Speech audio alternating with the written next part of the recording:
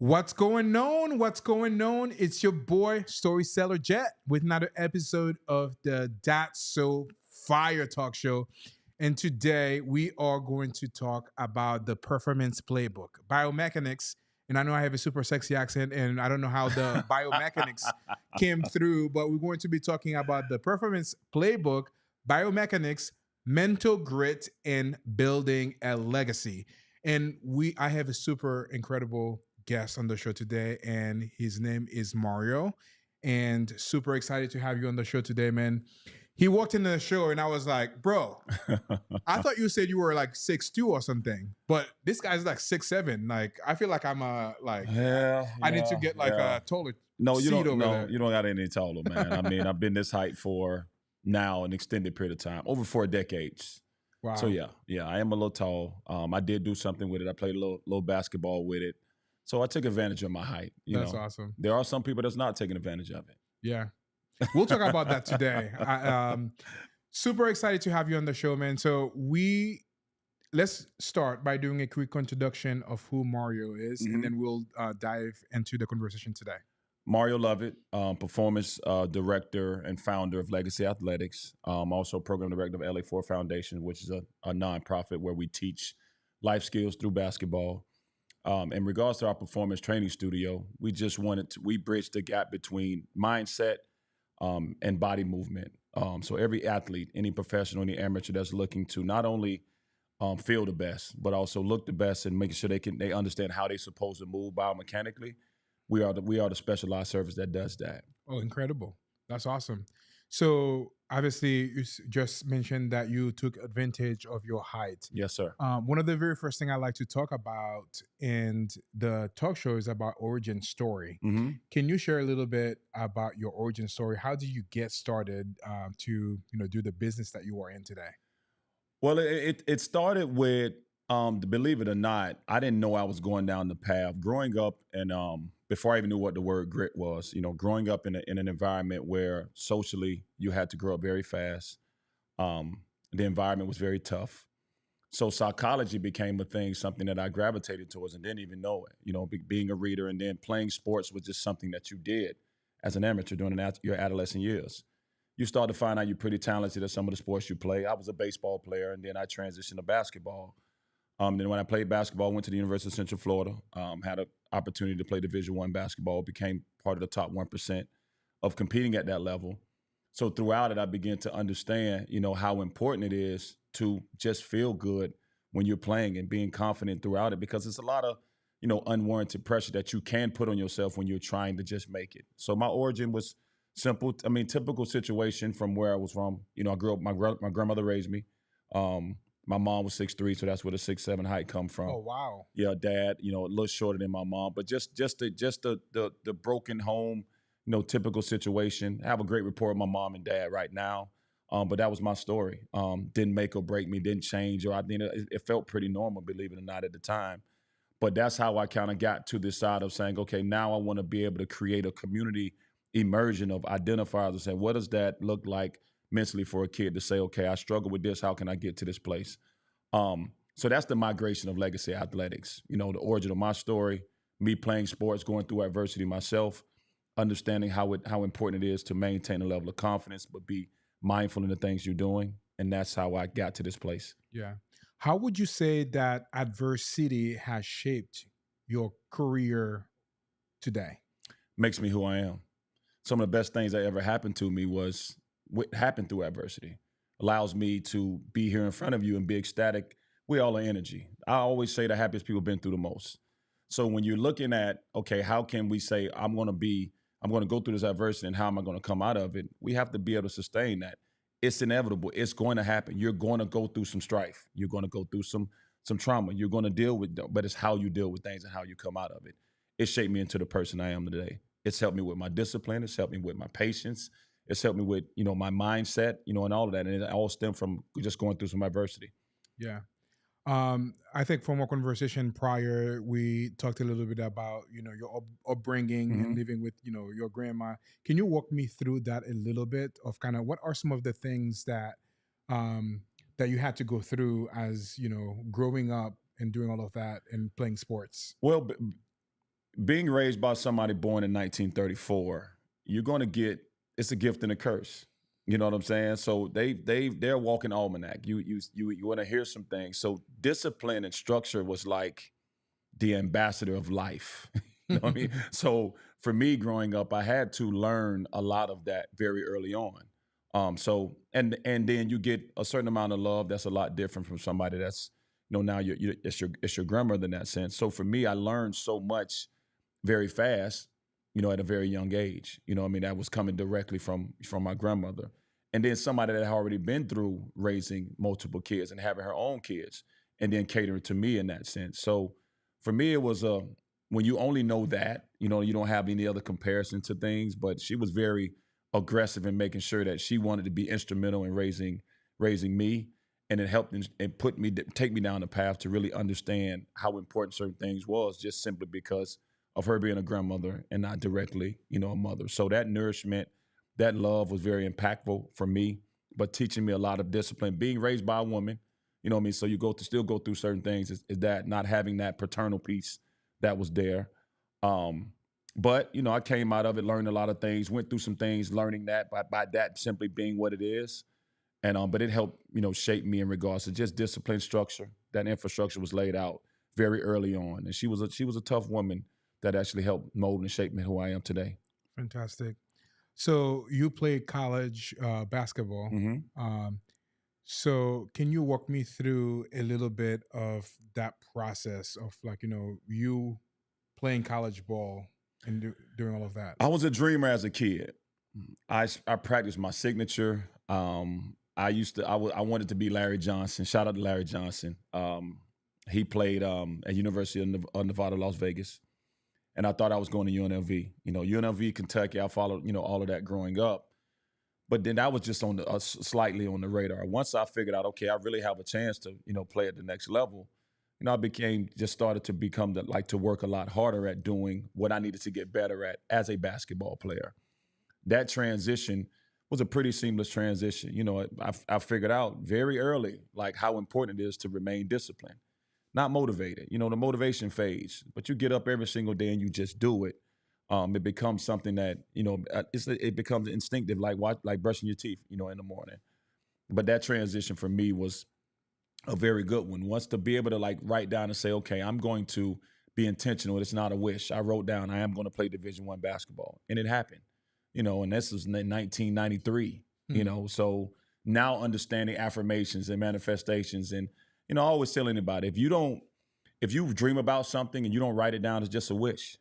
Write it down, see it every single day. So that you can identify, okay, I'm going in this direction, and this is what I want to be able to do. And once you write it down, it becomes now more of a thing for you. So that transition was great for me. Yeah, absolutely. I don't know if you knew that, but I played basketball in high school too, and that was Okay. back in Haiti. Um, I was a captain of my team too, which was kind of pretty cool. But my dream was always to make it to the NBA Mm-hmm. one day. Mm-hmm. And my story kind of goes back to, like, my dad kind of saw that, I guess, drive or that desire for me to play ball. Yes, sir. You know what we end up before we did that, I nailed a bicycle rim on Mm-hmm. a tree outside of my parents' house so I could shoot.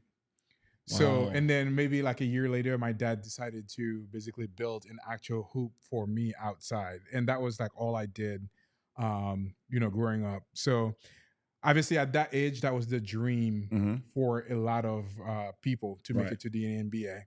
I don't know if it is still the same, but what advice would you give to anybody, like any young players right now that are working hard with that dream to make it to the next level, like whether it's like, to college or to, take it to the NBA?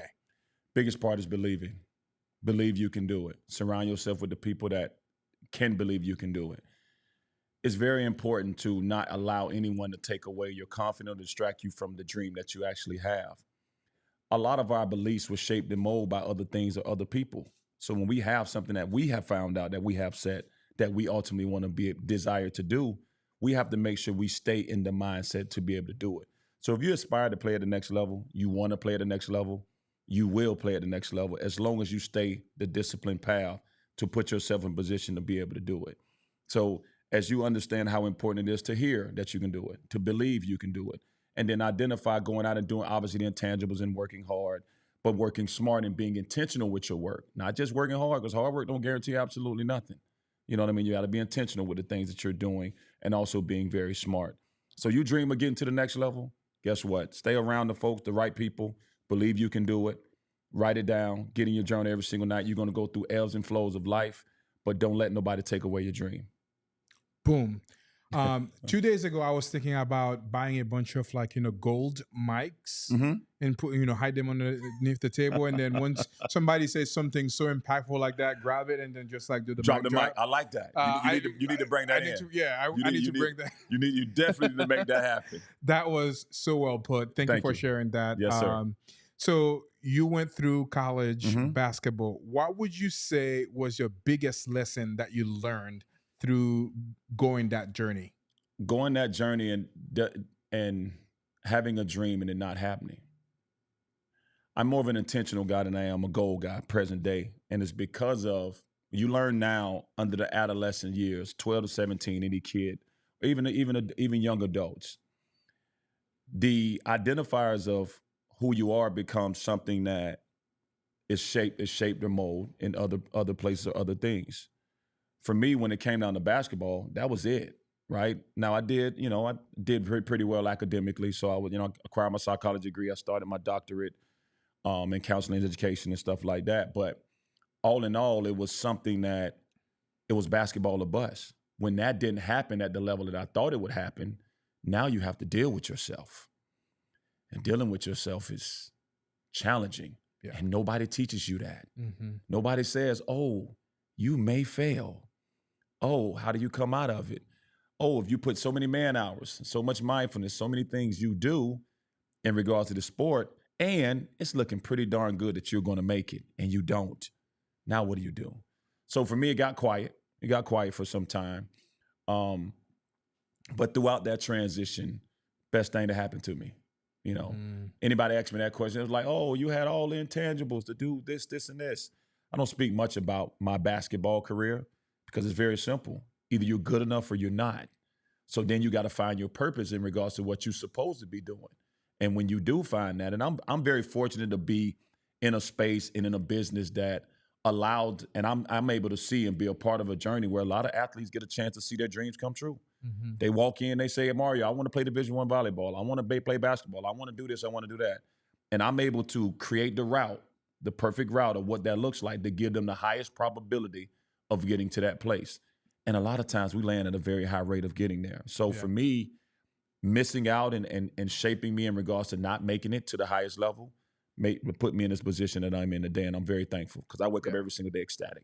Yeah, and now you're making those other dreams for other people happen, and which is much more, to me, valuable than all the other things that you could learn, because the impact is greater than any other things that you could. When you're doing it for yourself is different than doing it for others. Yeah, and it wasn't by design. The business was by design, but now as I start to see what I'm seeing, and it's so many, they're so young and so aspiring. It's the future when you look at any kid or any athlete, and it's like they're now trusting you with information that they didn't learn because we're not learning that in school. Yeah, it's like, okay, if it's you hear fake it till you make it, and I'm like, no, see it till you be it, become it, until you actually can do that part of it. And that's major for us. Like, master yourself, learn about yourself, be aware of who you are, examine who you are, do it with love. You know what I mean? And now you can say, oh man, I feel pretty good. I've given everything I can give to it. So it's a lot easier to deal with when you may come up short, and then you transition to something else.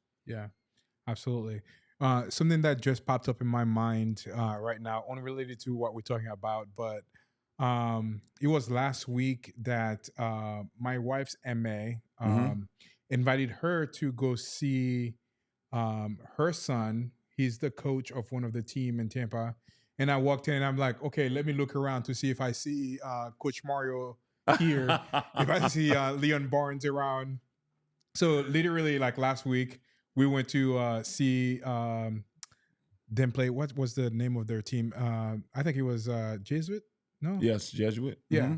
I think it was that. So we went in. They were playing against somebody from out town to come and play. Oh, okay. So I was like, okay, what are the odds if I could see Coach Mario around here? Well, listen. It's funny you just mentioned that. Every athlete I've trained over the last 14 years, I've seen every last one of them compete. It is a cheat code. I'm saying it now. Like I've watched and I'm looking at different things. I'm watching their movement fingerprint. I'm watching their body language, and I'm teaching them through that when they come back in the training studio. So, and obviously some play basketball, some play volleyball, some rock climb, some play soccer.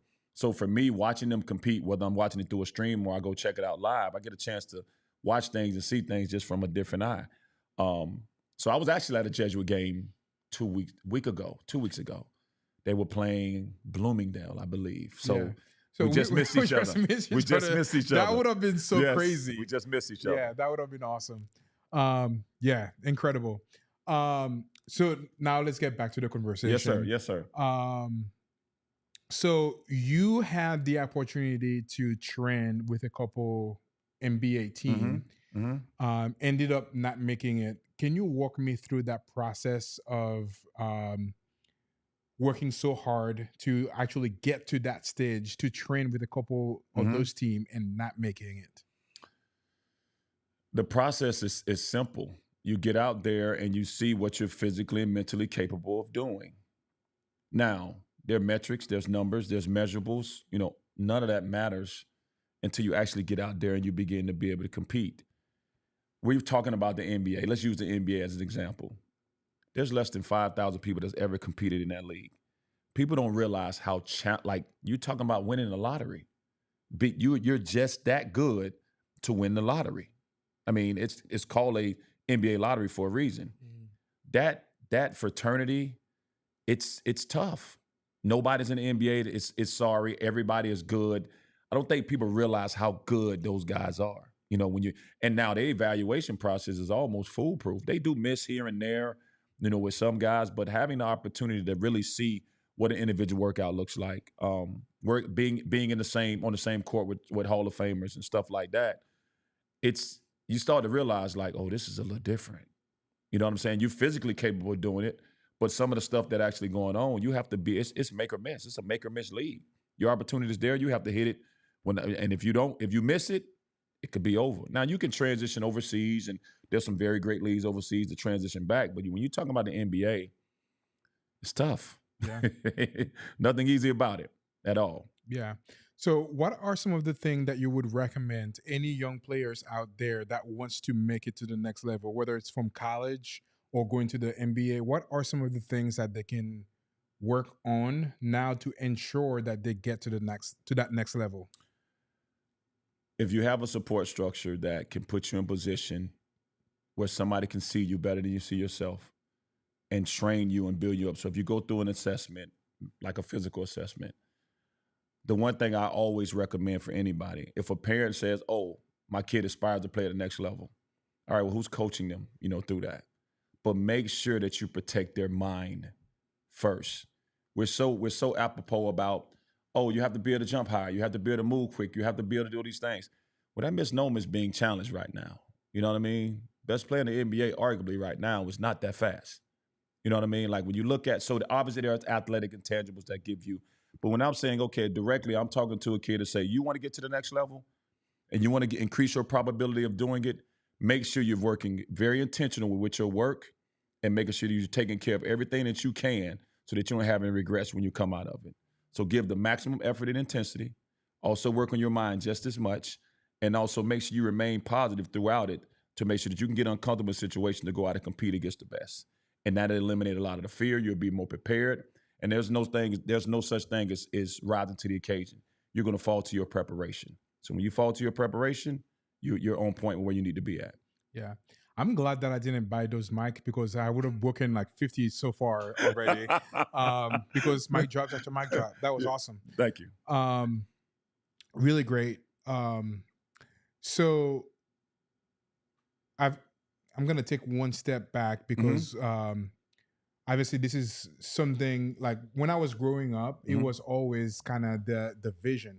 Like I remember watching Jordan play through the crack of my dad's door when I'm supposed to be like, I studying and love doing all of that. that. I used to do that, and that was all I wanted to do, and I aspired um, to make it to the NBA. But right now they have the NIL deals Mm, and kind of stuff like that. Can we talk about that a little bit? I love it. Yeah, I love it. I love everything about it. The only problem that is done is like if you look at the COVID year and you look at different things in sports, you now have 18 and 19-year-olds competing against 23 and 24-year-olds. That's the only, issue that I can say that I have. But as far as the amount of money that's being made, the amount of money that these guys deserve, the TV contracts, and we know there's billions of dollars in that. Every young man, every young lady, every get what you can get out of it because that's your brand. You know what I mean? And I love that part of it now that they're being compensated for their brand and they're producing at a very go to a college basketball game right now, go to a gymnastics meet, go to a baseball game, look at the coverage on it. I mean, it's they deserve it. They yeah, deserve it. And I love, that part of it. And they've been making millions, billions of dollars for 40 years without having no compensation. yeah, Yes. yeah, It is a business now though. yeah, All the way from the amateur side of it. It is. But it's making it harder for those that really want to, compete. Like if you're a college guy right now, you're up against the transfer portal. yeah, You know what I'm saying? So really work what you need to be able to work in regards to your magic and who you are and get all you can get out of it. yeah. What advice would you give to any young athletes now that have gotten an NIL deal Hmm. and about the amount of money that they're receiving? Because if they don't have the right mindset and all of that, that may become like, Culturally, it's a challenge because one of the hardest things to teach any culture is financial literacy. What do we typically do when we get an abundance of money? We spend it on liabilities, not assets. So hopefully somewhere where they're getting all of this money, somewhere down the line where somebody can create a platform to at least gear them and teach them and educate them on ways they can invest their money in the event it gets quiet. yeah, In the event they no longer have the same amount of funds, coming in. So learn about, financial literacy, learn about things that you can invest in, take a certain amount of that money and don't go buy the latest car or a chain.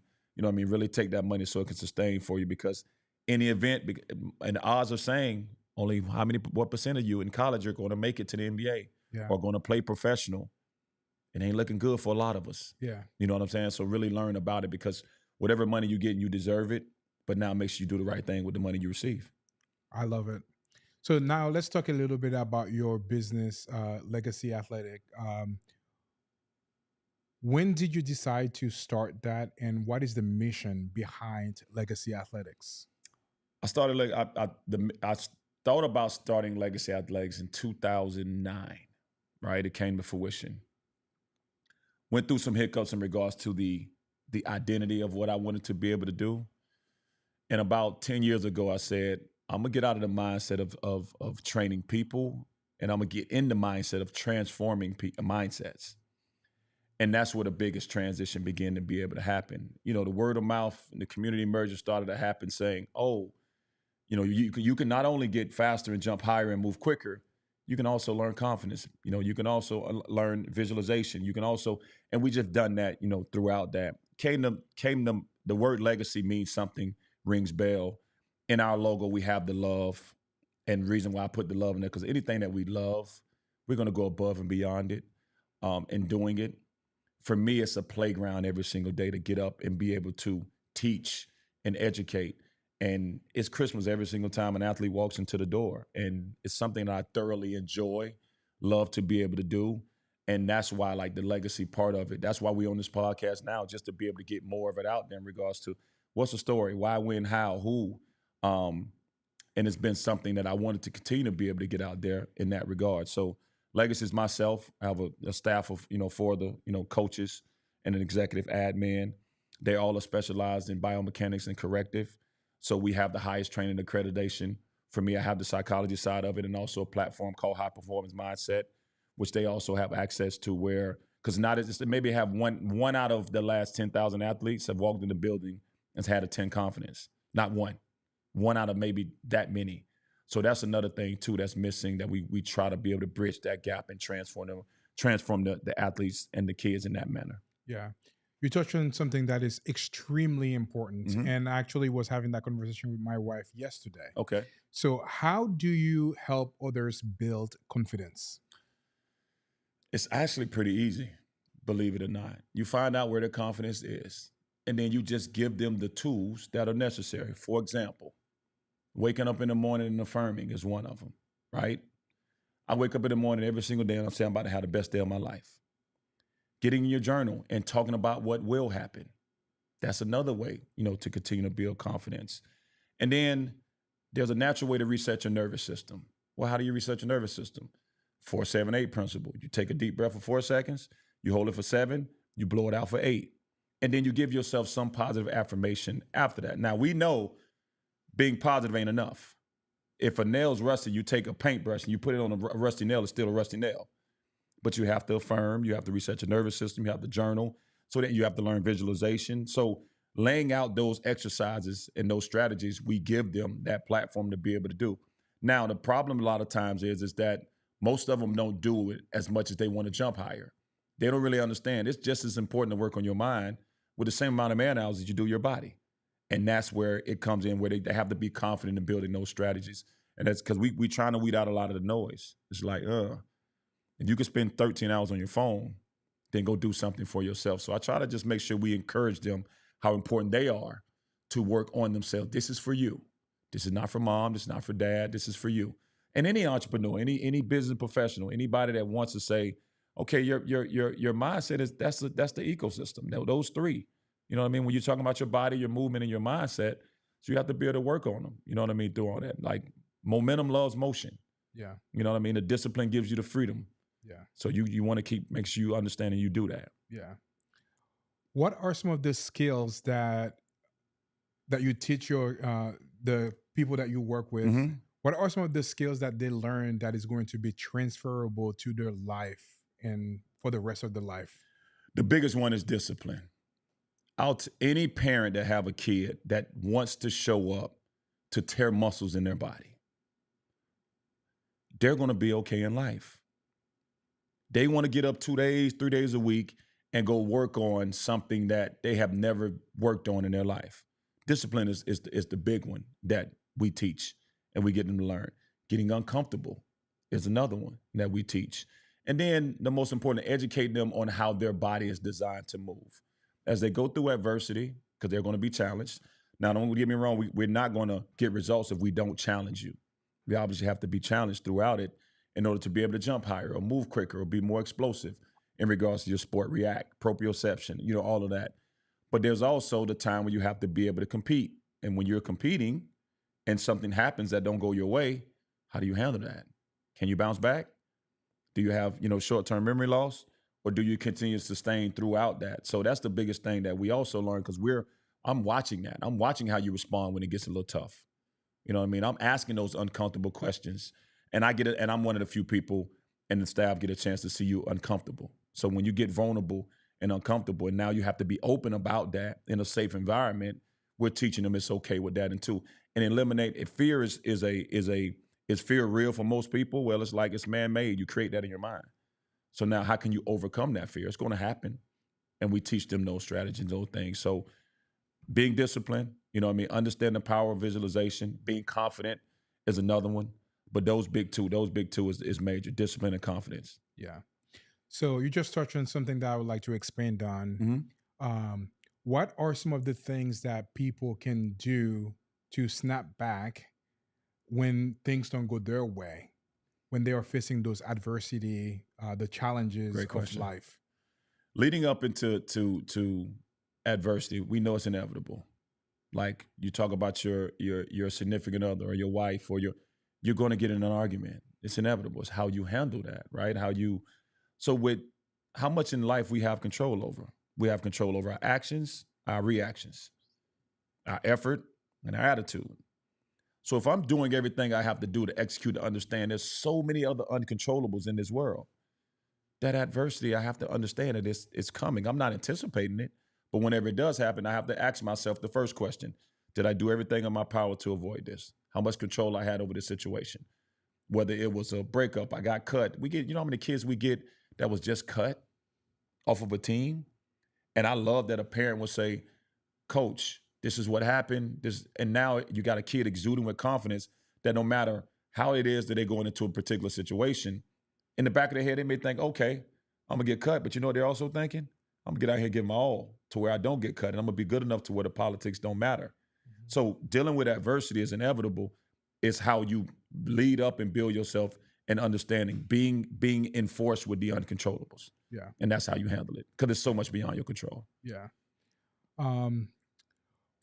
What role do you think sports play in being successful in life? Whether you play a team sport or an individual sport, always look at it like this.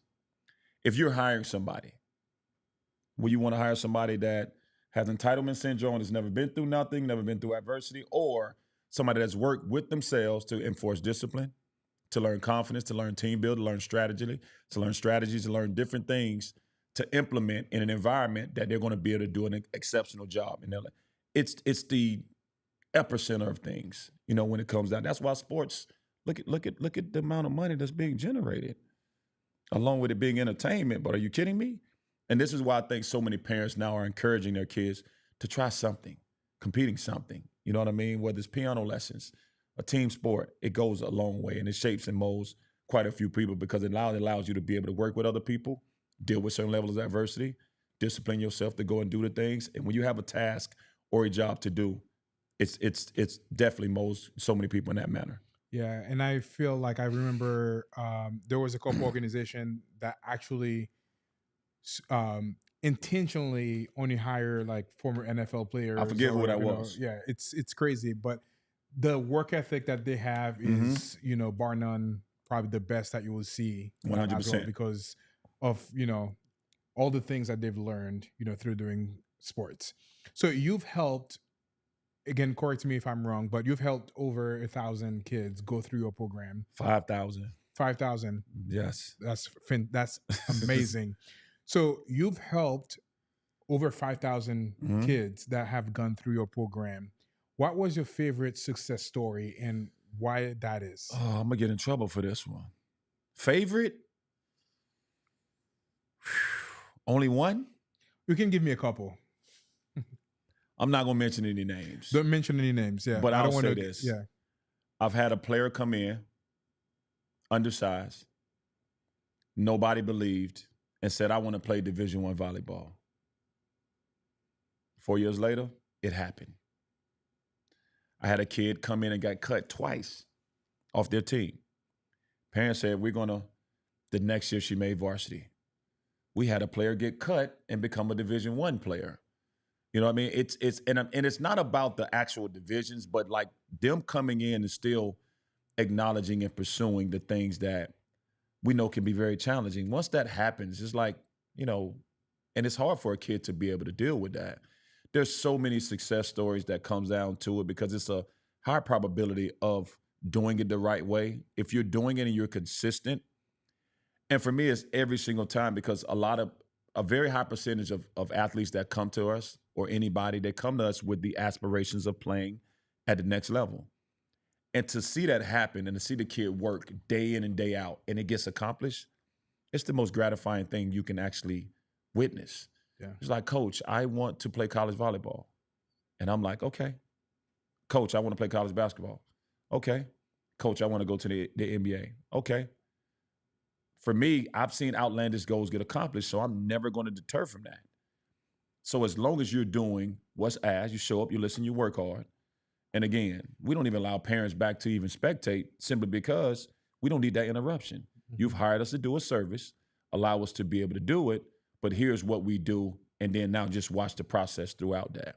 Yeah. So but it's been quite a few success stories that I can acknowledge. That's my brain is running on overload right now because I've been doing this now for almost 15 years. 5,000 kids. Yeah, man, that's incredible. You got to think each year was 50 plus in my basketball program. You know what I mean? You're managing, you know, hundreds of plus of members. There's active players playing right now doing what they do. And there's a high level of trust, factor, in that. When you're doing it, for that long, it's extremely gratifying. But to watch players have the accomplishments in their sport, doing the things, whether they were undersized. Um, One last success story. There was a kid who used to take the bus to practice. And he had a very emotional kid, broken home, similar situation.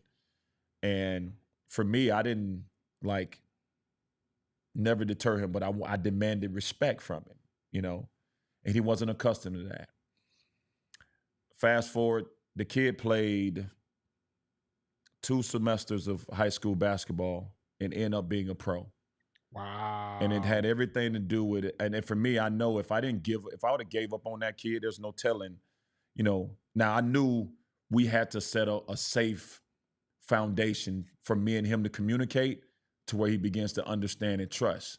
Because I was an emotional kid. It's hard to trust people when you're coming from where you're coming from. It's like, no, like you don't. So when you find somebody that you can trust, and I had mentors and people that was extremely patient with me, and then I began to work on certain things that I knew, but like that success comes with. This is why we're so prevalent in community immersion and mentorship and all those things. It takes a village. It really does. It really does takes a village, in that regard. But like seeing him transition to not only be less emotional, but be more peaceful, be a lot more responsible in the things he need to be able to do, and just to see him have fun and seek joy, because happiness is practice now. You got to practice happiness at this point. Yeah. If you don't, you're gonna be suffering. Yeah. Yeah. Incredible. Um, you touched on that a little bit, but I think it would be really great to hear your thoughts on that. Why is it so important? Why is it so crucial to have the right coach? Wow. It's important to have the right coach because great coaches recognize things other coaches don't recognize, right? If a coach is big on development and he can see the eye test, and always, if anybody don't know this, other people see us better than we see ourselves.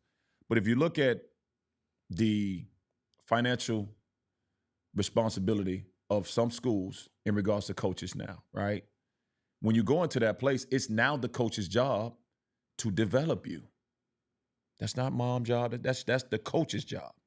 Like, so when you're looking at picking the right coach, do they care about the things you care about? Are they going to, or do they maximize your dreams and intentions and goals the same way you do? And now, are they going to put you in position to be successful? Your life is in their hands if you're playing a sport. I mean, the same thing if you got the right manager or the right employer. Like, did you go acquire a degree to go work for the one that's tailor made for ultimately what you want to be able to do? Can you maximize your skill set? And that's why a coach is so important. You want to make sure somebody can maximize what your skill set is, and no matter what that looks like, and that now becomes that coach's responsibility. But this is why you see so many of them bouncing around and so to find that comfort level to say, this wasn't for me. Maybe I thought this or thought that, but in the younger, it's extremely important because a lot of people don't know what that takes. They Yeah. just don't know what it takes. They ain't studied enough to say, okay, you can do all these drills you see on YouTube, but if there's certain imbalances, then you're not able to do it. What about if a kid's so emotional where he miss a layup every single time? What strategies are you teaching him with his body language? Have you taught him the importance of body language? All those, it's a lot of moving pieces, but the coach is extremely imperative in a kid's development and also in your development in life and where you're going. Absolutely. And this speaks so true for me because when I was playing basketball in high school, like there's 3 words that my coach would say to us all of the time, Mm-hmm. and we would make fun of it to us kids, fun of it all the time. But sometimes that's the things that I'm reminding myself. Oh Those man. 3 words that has kind of can really build that foundation for me as an entrepreneur to kind of do different things. You making a tremendous impact on those kids. The right coach can make a tremendous impact on any kid's life I, for sure. I get the chills, thinking about it because for me, my passion has no fear, right? I coach a lot of kids right now. I was done with coaching 2 years ago. And then, couple kids was training in my studio, and I started coaching again, sixth and seventh graders. And the reason why I left initially, because for me, it was starting to become a little diluted where people were doing it for all the wrong reasons. You know what I mean? Like in amateur coaching, there's no monetary gain. One, there's no reward system.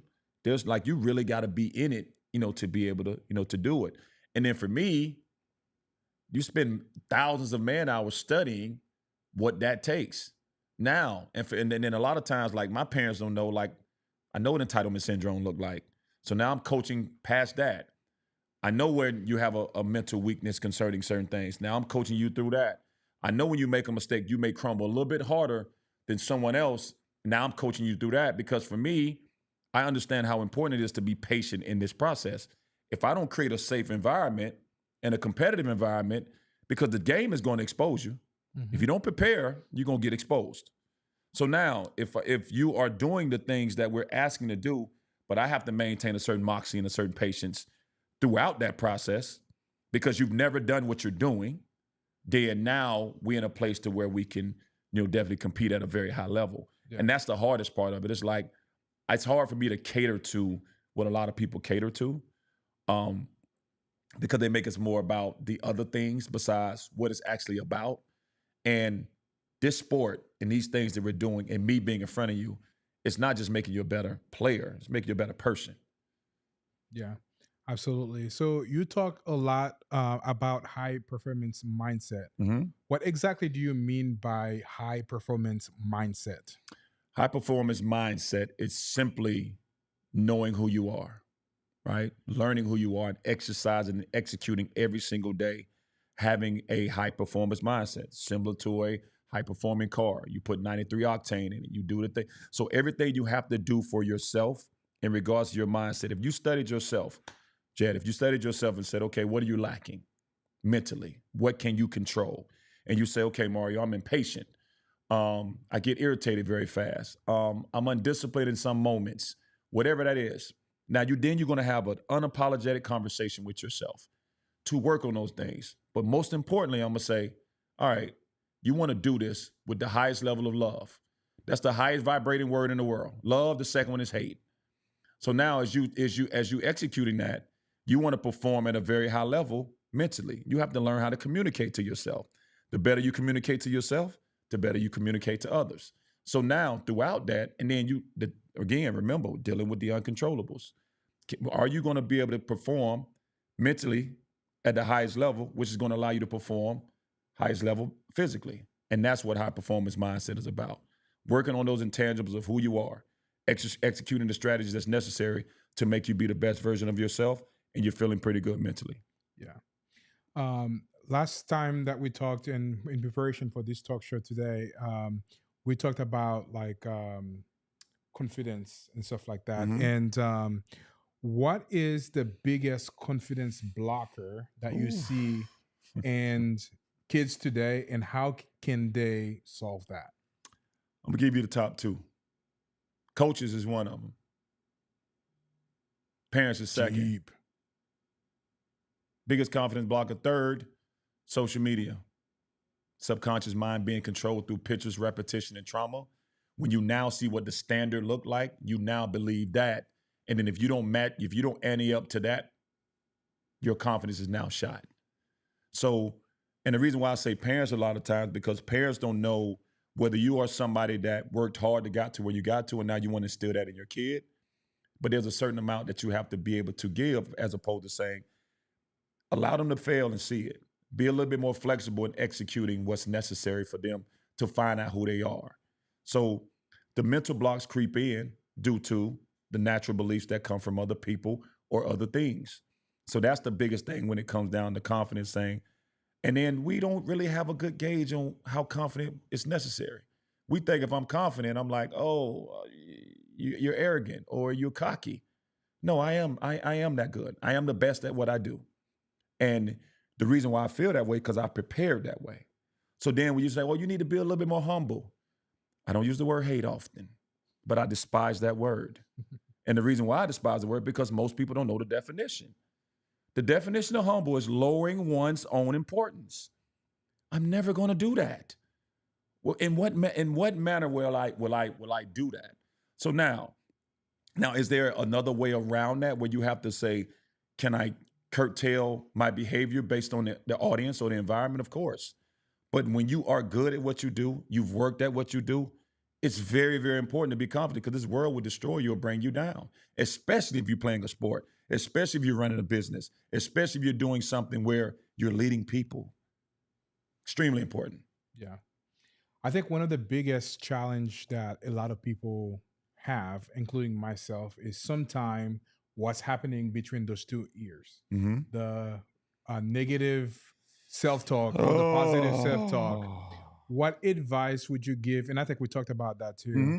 What advice would you give to anybody out there that are bombarded with those negative thoughts that comes, and with that negative self-talk that they have? Negative self-talk is easy to neutralize by simply executing the perfect habits. Starts with the 3 R's. You need a reminder, you need a routine, then you're gonna get the reward. Once you do that, you'll eliminate the negative self-talk. Negative self-talk is very abundant amongst people. It's easy to do. It's like complaining. It's the easiest thing in the world to do, complain. And it does nothing for any of us. So if I'm struggling being negative and I have this negative self-talk concerning me, I'm having limited belief in who I am. So now you're really not going to be able to get anything accomplished by having very limited beliefs in who you are. So you want to quiet the noise of being negative, create a bulletproof habits to say, give you a reminder every single day to be positive, right? Lay out the routine. Whether it's okay, you at a light, the light turns green, you go through the light. Now that means go, right? Light stop, that means stop. So you got to create that routine day in and day out to eliminate and quiet that noise. Because in the end, give yourself grace.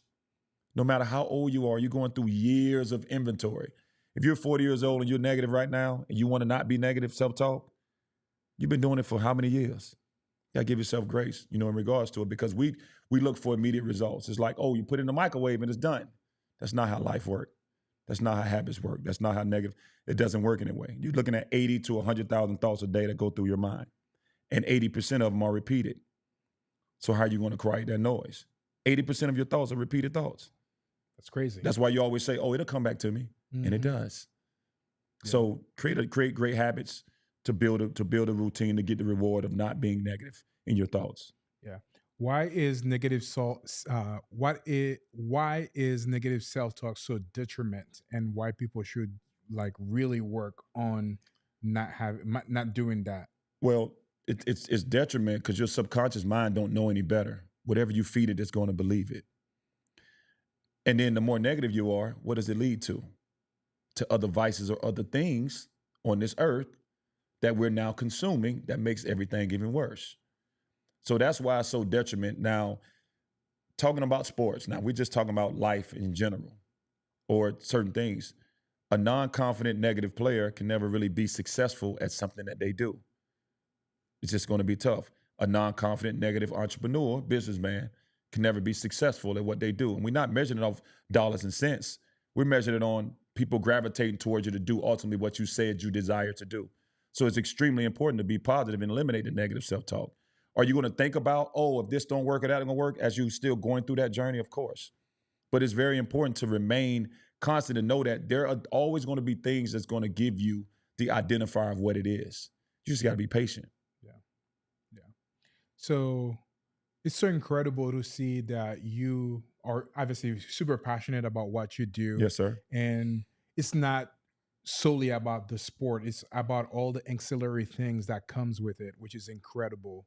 You're not just teaching somebody to play basketball, to play volleyball, but you are teaching them a bunch of life skills, like things that are important, things that are going to be the foundation of their success in the future. So I really commend you for that. But my question, what is the biggest mistake that you see that most coaches do out there? Overtrain. That's one of the biggest mistakes. Overtrain and really not identifying the difference in personality traits amongst the athletes that you are training. It's not a cookie cutter world. Everybody's different. Everybody's body's different. No, not one person thinks the same. So there's a lot of overtraining, that goes on, in regards to those different things that are happening. One of the biggest things for me that I've also learned throughout, this journey is there are so many different people that can be convinced about what's best for their kid without the acknowledgement of asking the kid, right? That happens a lot. Until you actually find that becomes a thing where it's saying, have you talked to the kid? How often do you check in with your kid? How often do you check in with yourself? So because it was done one way, now we're kind of against the grain of going, another way. So that's the one thing I've learned over the years of doing this, man. That's one of the biggest things. Yeah. Awesome. Um, it's been incredible. So now we are going to transition to our rapid fire kind of question. Okay. Okay. Rapid fire doesn't mean that you can't expand on it, by the way. You can give me as much as you can, Oh, and rapid fire. I'm rapid ready. fire. I'm ready. I'm ready. So I'm ready. first one, what's the biggest life lesson what's the biggest life lesson sports has taught you? Biggest life lesson sports has taught me is to work on my characteristics and patience and discipline, and also taught me structure of working with a team, which is also going to work on individually who you are. Love it. What does discipline mean to you? The world. It's the most important thing that one person can have. We have all the other things, but we forget, oh, I want to be positive. I'm working on it. It doesn't happen overnight. Oh, I'm motivated today. I feel good. Oh, well, I don't feel the same way tomorrow. It all comes back to discipline. Discipline drives freedom, momentum. Like when you're looking at the things you need to, there's nothing more important than being disciplined. And it's when you all the other things that you necessarily need to be able to do to be who you are comes back to how disciplined you are. Love it. What's your personal energy protection routine? I meditate daily. I have to do that daily.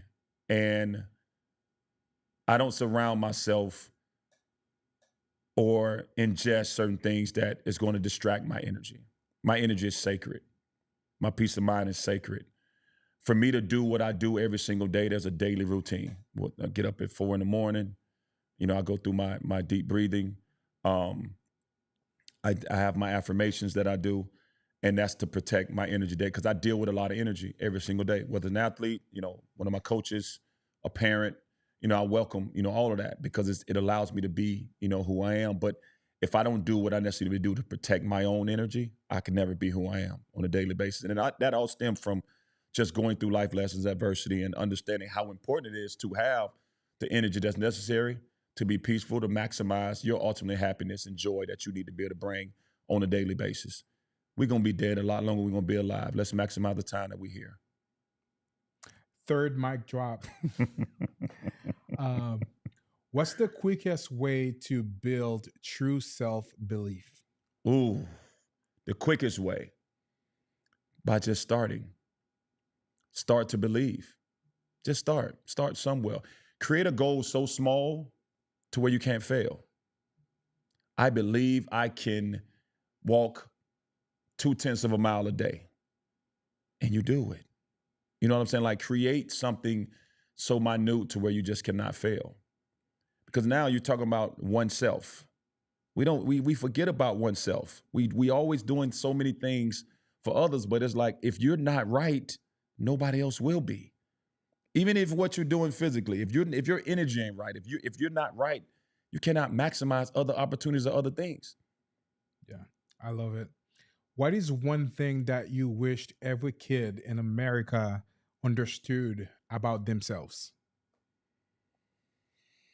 I wish every kid in America knew how important it is to love themselves. Every last one of them. So, so, so important.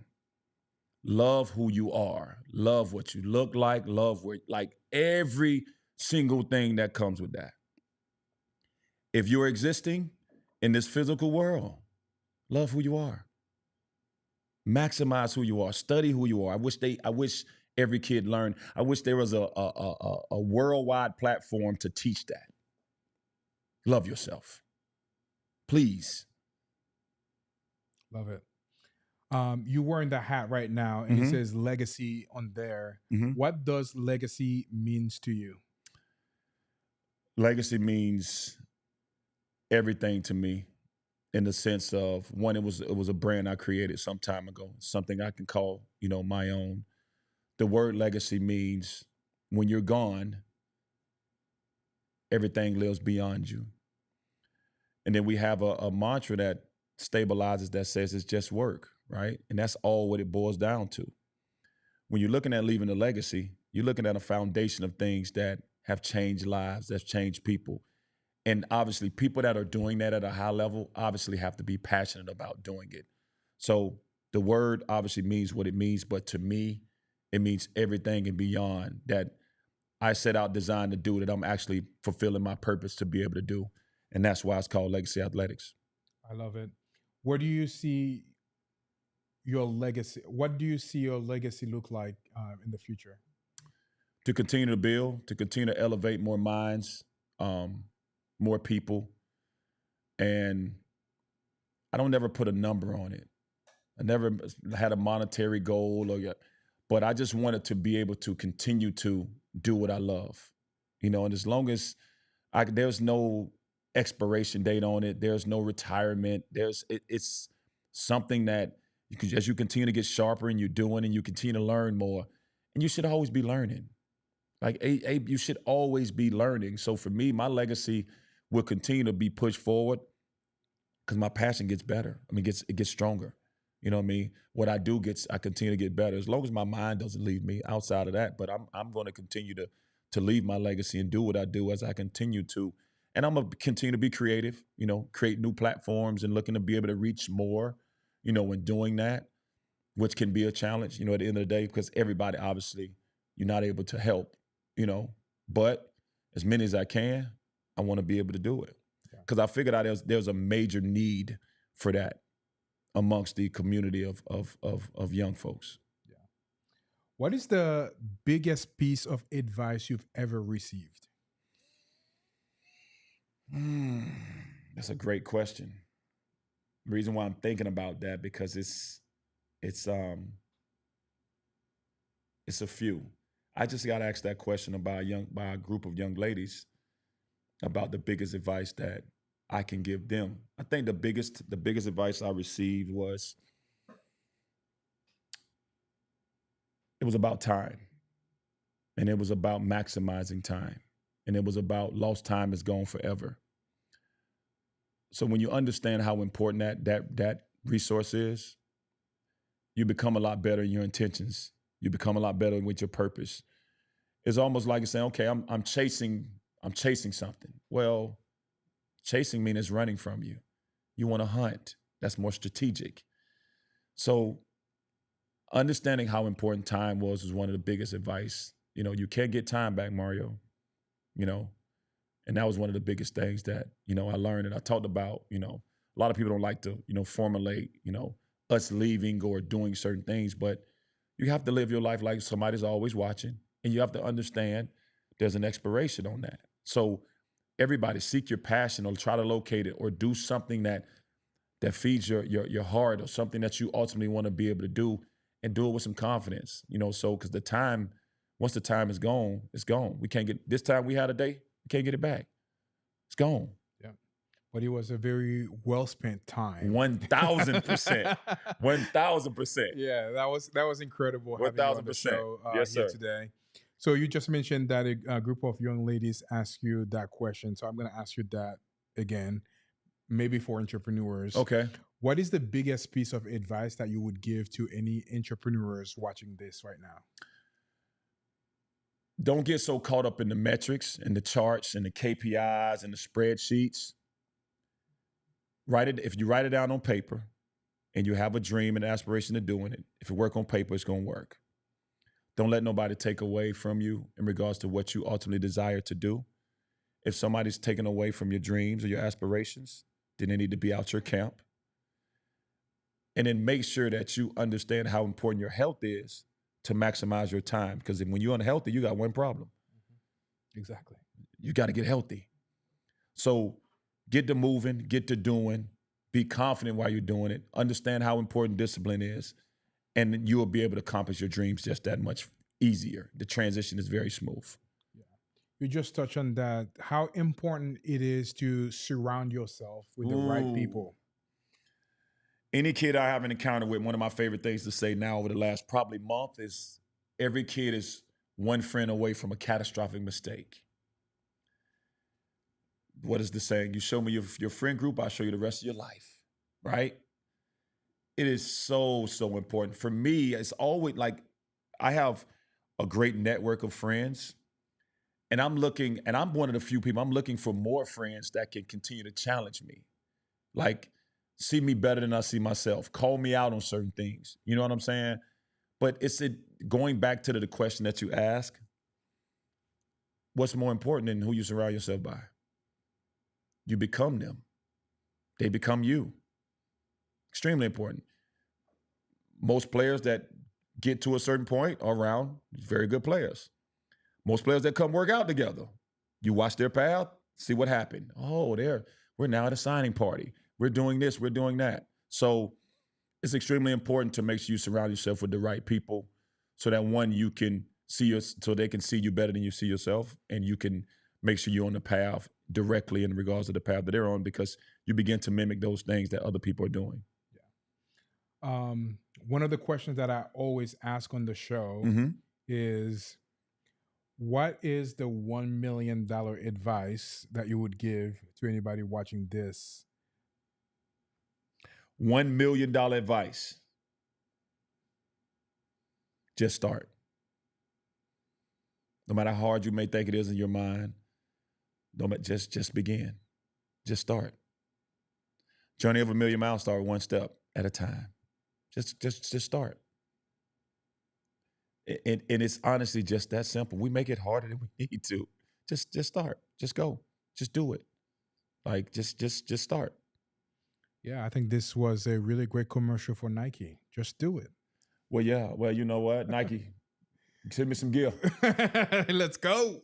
Send us some gear. Yeah. We need a little gear, Nike. I don't have no sponsorship just right now. Send us some gear.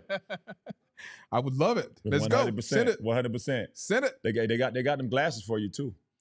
Those red glasses? They got the red glasses for you with the Nike check on the side. Nike check. Send us some gear, Nike. Come on. That's awesome.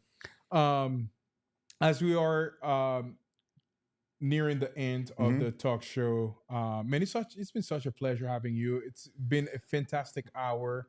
And I feel like we could talk for 100%. way longer too, with a lot of really great topics.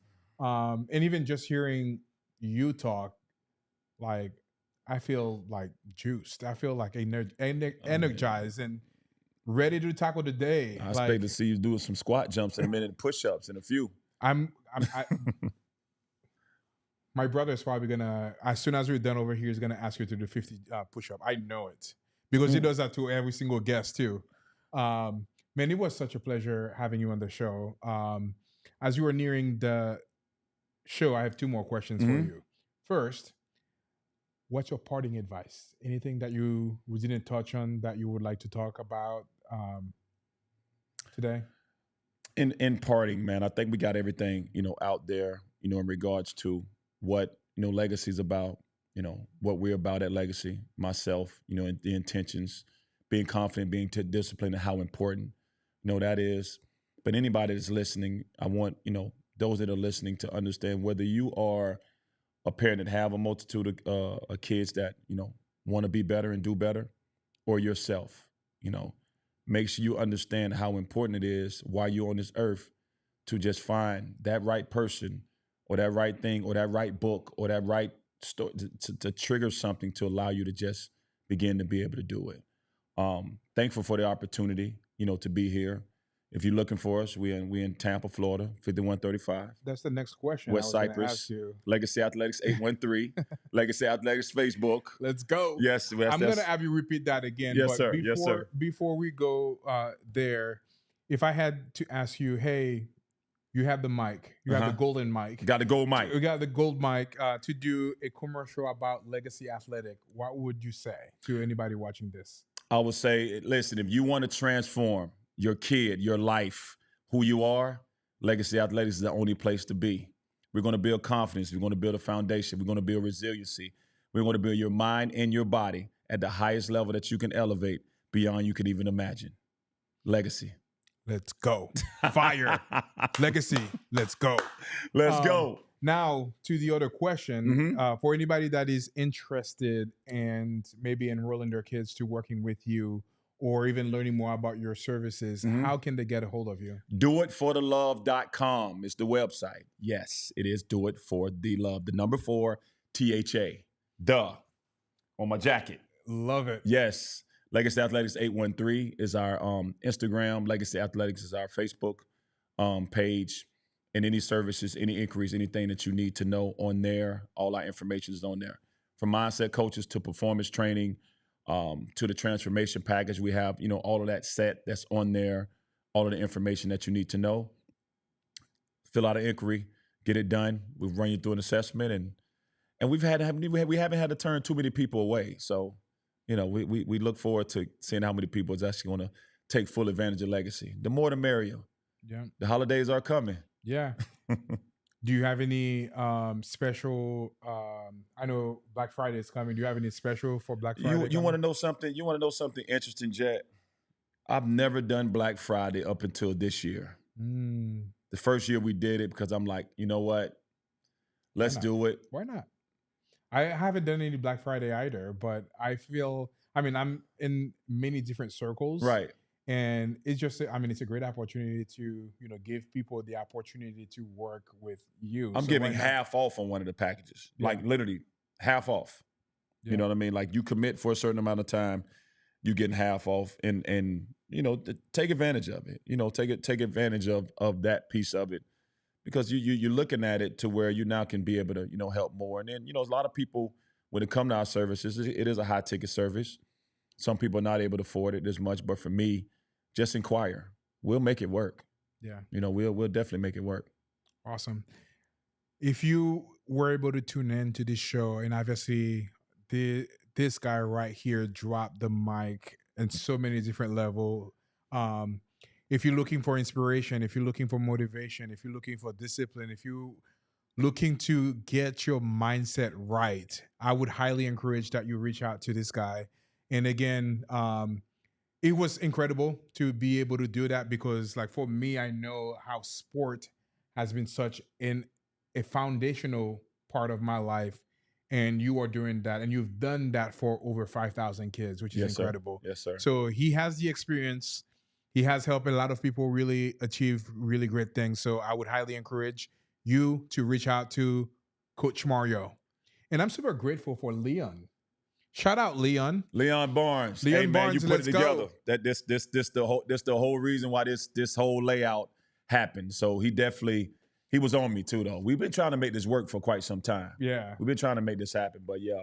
Yeah. Coach Leon said he gonna make you look good. So I'm like, okay. I walked in his office one day and he's just like, hey, hold on a second. And then he took a video or a picture and he sent it to you over there. Yeah, he's been very instrumental in what we do. And Leon's son is actually a part of our program. So and he is as well. I couldn't meeting somebody like that has been groundbreaking, in himself. So shout out to Coach Leon. He's a great coach. I have played basketball with him many, many times. With all the times that I've traveled with CG, right? And like most of the time I'm part of his team, and he's like always coaching me, right. saying, "Hey, do this, do this, do this," and he's fantastic. I'm gonna get out there with him one day. Yeah, I'm gonna once I finish lifting the weights, and I'll get back out there. Go back out there and play. I need to get back too because it's been a minute since I played, and actually the belly right now. It happens to all of us, man. Listen, any other foods that's not real food, a belly is coming because it's not real. Okay, so we'll start after Thanksgiving this week, right? Right. There you go. Or you can just fast until Thanksgiving and eat what you want. There you go. You know what I mean? Actually, I've kind of been doing that a little bit. There you go. See? Because we're going to come Thursday. So I have one job on Thursday. One job. What is that? So my brother, my sister-in-law, and my wife. 2 days ago, they were planning what we're gonna be doing for Thanksgiving. They divided all of the tasks. You know, hey, somebody's gonna do the Haitian mac and cheese. Okay. Somebody's gonna do the all the dishes and Right, stuff right. like that. And my job is to come and eat all of it. And sample it. And So you're the sample it. sampler. I'm the simpler. It's gonna be good. It's literally one of my favorite time of the year. Like Christmas and Thanksgiving are my favorite time. And obviously the part of being thankful too is big for me because like for me, the journey and Yes, for sir. me to being Yes, here sir. Yes, sir. doing this with you. Yes, sir. What better time to do this show right now other than Thanksgiving week? Because I'm super thankful, you know, to have you on the show and to be able to do the things that I'm able to do. Well, I'm extremely thankful for the opportunity because it's not something I've done. I mean, it seemed like I've been on a tour of late, literally just getting it out there. And I've been in business for 15 years. I was never a big social media guy. You know what I mean? I was shy as a kid. People don't believe that. Oh, you were shy. Yeah, I was shy. I really was. But now I understand how important this is. I couldn't have found somebody even better. So I'm thankful for this opportunity, you bringing me on. I'm interesting enough for you to bring us up there to get our story out there. So thank you, sir. Total my pleasure. And when we had that initial short call, I was like, this guy, Leon did not do it justice how amazing you are. Well, I mean, well, he's been talking super highly of you, but he did right. not do it justice because this show has been fantastic. I'm and all thankful, the man. mindset stuff that you shared, fantastic. You definitely need to do it more often. I will. I'm gonna definitely be on it, man. I'm gonna definitely get out of it. And this beautiful studio. Thankful for the accommodations and everything you guys have done, you know, here today. I'll be back. Let's go. I'll be back. It's fire, baby. Yes, sir. No doubt about it. No doubt about it. There you have it. Make sure you follow Coach Mario on all social media platform and go to the website. Repeat the website. DoItForTheLove.com. There you have it. You know what it is? It's fire, baby. Peace. Let's go.